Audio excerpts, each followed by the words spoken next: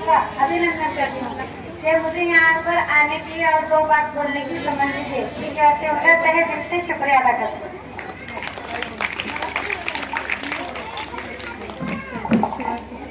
अस्सलाम वालेकुम रहमतुल्लाहि व बरकातहू। आपका पूरा नाम क्या है? वालेकुम अस्सलाम रहमतुल्लाहि व बरकातहू। मेरा नाम यास्मीन नईम मुजावर है। आपकी तालीम कहाँ तक हुई है? मेरी तालीम 10वीं तक हुई है। आपकी तालीमात में कितनी मुश्किलात आई? हर किसी को स्कूल सीखने समय बहुत सी मुश्किलात आती। लड़कियों को तो पहला आती कि पहले जमाने में लड़की को बाहर जाना मना था, जाने का नहीं, सीखने का नहीं, ऐसी बहुत सी मुश्किलात आई। और भी मेरे मम्मी पापा मुझे हिम्मत देकर स्कूल शिकायत 10वीं तक। आपका शौक क्या है?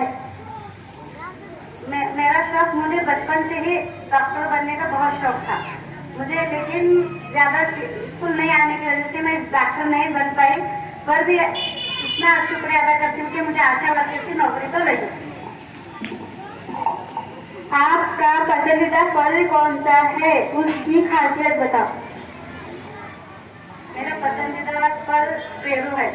मुझे पेरू बहुत पसंद है, बहुत शौक से खाती हूँ और उसकी खासियत भी बहुत अच्छी है कि पेरू खाने से लोग कहते हैं कि सर्दी होती है, जुकाम होता है, सब कुछ नहीं है। वो हर एक मौसम में हर एक फल का अपन खाना जरूरी है। किसी खांसी होने की वजह से, काफी सर्दी होने की वजह से वो फल को छोड़ना नहीं। जो अपने को पसंद है वो हर मौसम में हर फल खाना जरूरी है। आपका पसंदीदा फूल क्या है? मेरा पसंदीदा फूल गुलाब है। गुलाब मुझे बहुत पसंद है। आपकी पसंदीदा फिल्म कौन सी? फिल्म वगैरह मुझे पसंद नहीं है क्योंकि मैं टीवी देखती ही नहीं। पहली बात, मुझे टीवी देखना शौक नहीं है। आपको प्रेरणा किससे मिली? मुझे प्रेरणा मेरे मम्मी पापा से मिली। जो भी है, मेरे भाई बड़े हैं, 4 भाई हैं मुझे। मेरे भाई मुझे बहुत संभालते, मेरे बहन भी पढ़े लिखे हैं, मेरे भाई भी पढ़े लिखे हैं और मेरे मम्मी पापा भी बहुत समझदार है। मुझे यहाँ तक लाने का उनका ही हाथ है। आपकी नौकरी और घरेलू जिंदगी में आप एडजस्टमेंट कैसे करते हैं? मैं तो मेरे घर पर आती हूँ, मेरे 2 लड़के हैं और हमारे घर वाले हैं, लेकिन मुझे कुछ मुश्किल नहीं होती क्योंकि हमारे घर वाले भी मेरा साथ देते हैं। मेरे बच्चे भी पढ़े लिखे होकर भी मेरा साथ देते हैं कि अगर मुझे कुछ कहीं जाना होता है तो वो मेरे बच्चे सुबह में जल्दी उठकर उन्होंने मेरे काम में हाथ बटाते हैं। आपकी जिंदगी में मुश्किल आए तो आप उसे कैसे हल करते हैं? अभी घरों में तो मुश्किलें तो आती है, उसे हम, हमारे घर वाले, हमारे बच्चे, हम मिलकर हर मुश्किल का सामना करते हैं। और अभी तक तो इतनी उम्र में मेरे को मुश्किल आई नहीं, ये बहुत बड़ा अल्लाह का हिसाब है। आपका फेवरेट डिश कौन सा है? क्यों और उसमें विटामिन कितनी होती है? मेरा फेवरेट डिश, हम सभी तरकारी, फल फ्रूट सभी खाते हैं, तो सब मिलाकर जैसा बटाटा, गोभी, फ्लावर, हर सब्जी खाना अच्छा है। वो डिश सभी के लिए अच्छा है। क्यों बोले तो हर डिश में एक विटामिन होते हैं। उसके वजह सभी बच्चे भी हर चीज खाना चाहिए। भिंडी, पालक, गोभी, हर चीज खाने का। ये मैं नहीं खाता, वो नहीं खाता, ऐसा कहने का नहीं। सभी बच्चों की ताकत है, सभी खाओ, सभी में विटामिन की क्षमता रहती है। आपका पेशा कौन सा है? आपकी जॉब में कौन कौन से काम है? मेरा पेशा आशा वर्कर स्वयं सेविका है।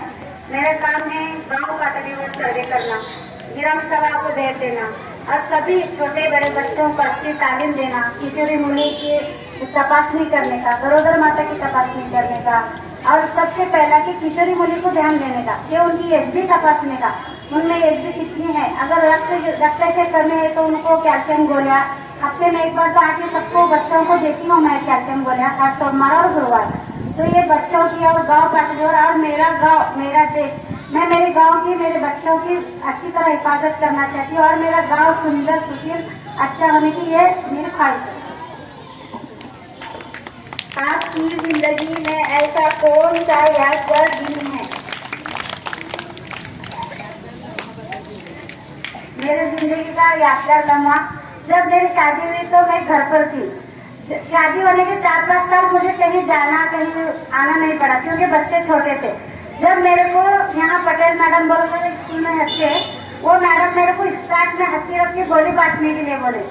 जब मुझे नॉलेज नहीं था कि कैसा बांटने का, लेकिन उन्होंने बताया कि हर घर को जाकर हत्ती रोक के गोला देना चाहिए, छोटे बच्चों को 1 गोली और बड़े बच्चों को 3 गोली एक साथ खाने के लिए। जब मुझे इतना अच्छा लगा कि मैं पूरे गांव में घूम रही हूँ और पूरे गांव की पहचान मुझे हो रही है, पूरे गांव से मुलाकात हो रही और हर घर की मुझे मालूम करी कि कौन गरीब है, कौन छोटा है, कौन बड़ा है और किसकी परवरिश कैसी हो रही है। मुझे बहुत अच्छा लगा।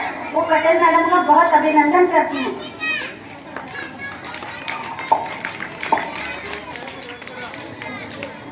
अगर कोई बच्चा कुपोषित होता है तो उसे आप किस तरह समझाती है?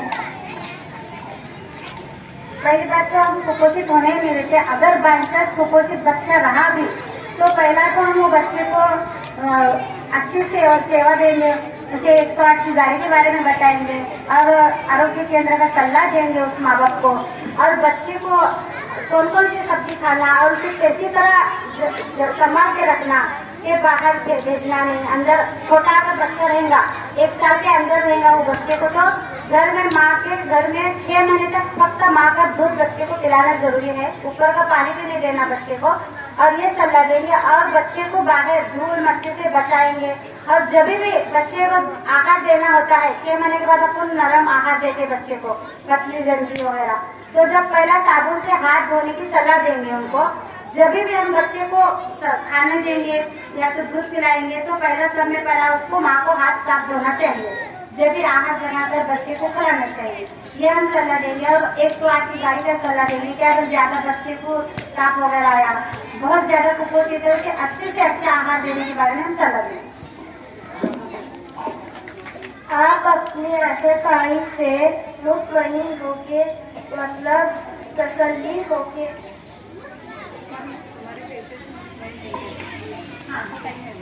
हाँ, मैं खुशी हूँ, मेरे मुतमईन हूँ, मैं मेरी आशाकारी होने का मुझे गर्व है कि मेरे पूरे 1000 लोक संख्या में मैं काम करती हूँ। 1000 लोक संख्या में मैं पूरे लोगों की पहचान मुझे है, बच्चों की, बड़ों की, छोटों की, सभी की पहचान। इसके मुझे बहुत ज्यादा खुशी होती है कि मैं अपने गांव में अपने गांव की सुरक्षा के वास्ते काम करती हूँ।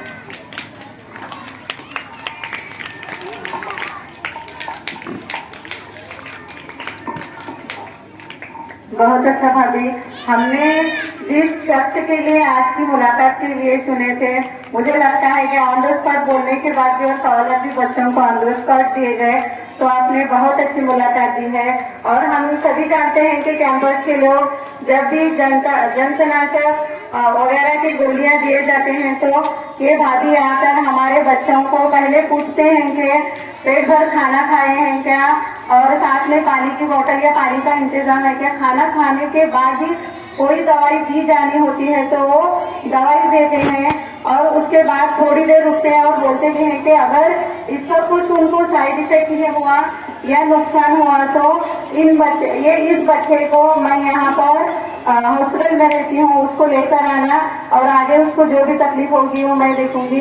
तो मैं सभी कैंपस वाले टीचर्स, हमारे केंद्र प्रमुख राजगुरु मैडम और बच्चों की तरफ से हमारे आशाकारी यास्मीन भाभी का बहुत बहुत शुक्रिया अदा करती हूँ कि उन्होंने अपना वक्त निकाल कर आया और बहुत सारी कीमती मालूमात उन्होंने हमें और अपने बच्चों को बताई। शुक्रिया।